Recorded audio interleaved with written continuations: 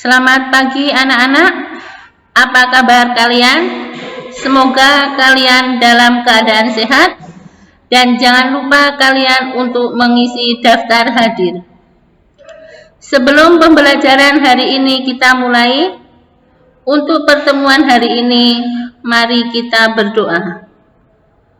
Berdoa menurut ajaran agama kita masing-masing. Berdoa mulai. Berdoa selesai. Nah, anak-anak, kalian sudah berdoa? Masih ingatkah kalian materi minggu lalu? Baik anak-anak, materi minggu lalu tentang kedudukan Pancasila sebagai ideologi terbuka. Adapun materi kita hari ini tentang kompetensi dasarnya 3.1 membandingkan antara peristiwa dan dinamika yang terjadi di masyarakat dengan praktek ideal Pancasila sebagai dasar negara dan pandangan hidup bangsa. 4.1 menyusun dan menyajikan hasil telaah tentang dinamika perwujudan Pancasila sebagai dasar negara dan pandangan hidup bangsa dengan penuh rasa tanggung jawab. Dengan tujuan pembelajaran hari ini, peserta didik mampu mendeskripsikan perwujudan nilai-nilai Pancasila dalam berbagai kehidupan sehari-hari. Berikut ini perwujudan nilai-nilai Pancasila sesuai dengan perkembangan masyarakat dalam berbagai bidang. Yang pertama, perwujudan nilai-nilai Pancasila dalam bidang politik dan hukum. Perwujudan nilai Pancasila dalam bidang politik. Yang pertama, lembaga negara dikembangkan sesuai kemajuan dan kebutuhan masyarakat dan negara. Yang kedua, bangsa Indonesia menghargai hak asasi manusia sesuai dengan nilai-nilai Pancasila. Yang ketiga, demokrasi yang dikembangkan adalah demokrasi Pancasila. Dan pembangunan dalam bidang hukum diarahkan pada terciptanya sistem nasional yang berdasarkan Pancasila. Hukum nasional harus bersumber pada nilai-nilai Pancasila sesuai sumber dari segala sumber hukum. Yang kedua, perwujudan nilai-nilai Pancasila dalam bidang ekonomi. Sistem perekonomian yang dikembangkan adalah sistem ekonomi yang dijiwai oleh nilai-nilai Pancasila. Landasan operasional sistem ekonomi yang didasarkan nilai-nilai Pancasila ditegaskan dalam UUD 1945 pasal 33 yang menyatakan beberapa hal berikut ini. Yang pertama, perekonomian disusun sebagai usaha bersama berdasar atas asas kekeluargaan. Yang kedua, cabang-cabang produksi yang penting bagi negara dan yang menguasai hajat hidup orang banyak dikuasai oleh negara. Dan yang ketiga, bumi dan air dan kekayaan alam yang terkandung di dalamnya dikuasai oleh negara dan dipergunakan untuk sebesar-besarnya kemakmuran rakyat.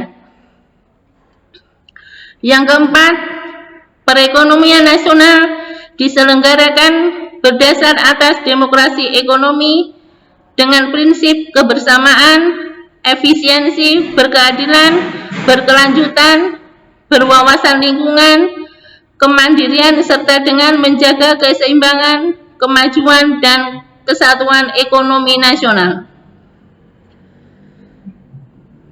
Yang ketiga, perwujudan nilai-nilai Pancasila dalam bidang sosial budaya. Yang pertama, sistem nilai sosial yang ada dalam masyarakat Indonesia terus dikembangkan agar lebih maju dan modern.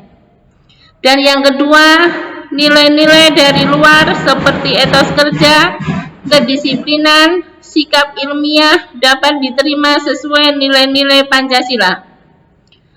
Dan yang ketiga, sikap feodal, sikap eksklusif, dan paham kedaerahan yang sempit, serta budaya asing yang bertentangan dengan nilai-nilai Pancasila perlu dicegah perkembangannya dalam proses pembangunan.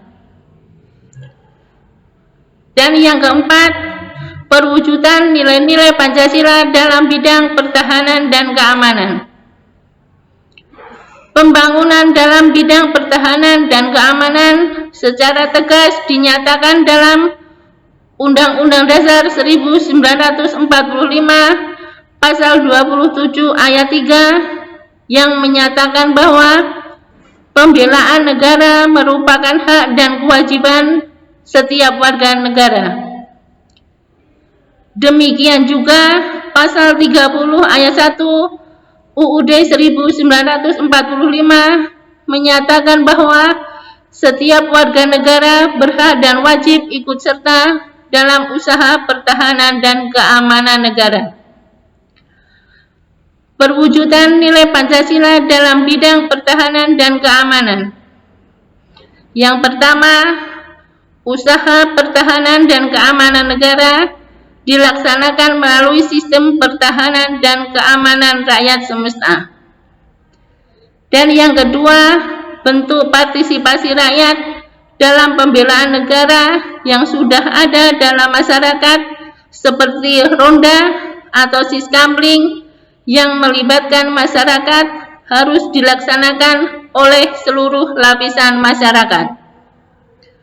Nah, dari materi tersebut dapat kita ambil kesimpulan bahwa pada hakikatnya implementasi nilai-nilai Pancasila dalam kehidupan bermasyarakat secara menyeluruh merupakan sebuah realisasi praksis untuk mencapai tujuan bangsa. Demikian pelajaran pagi ini. Semoga anak-anak bisa mengerti dan memahami. Untuk memperdalam materi ini, silahkan anak-anak mengerjakan tugas yang Ibu berikan. Setelah mengerjakan tugas, diharapkan kalian mempelajari materi pertemuan pertama sampai dengan keempat. Karena minggu depan kita akan mengadakan penilaian harian atau ulangan harian. Baik anak-anak, untuk mengakhiri, mari kita berdoa menurut ajaran agama kita masing-masing. Berdoa mulai. Berdoa selesai. Sekian dan terima kasih. Salam sehat.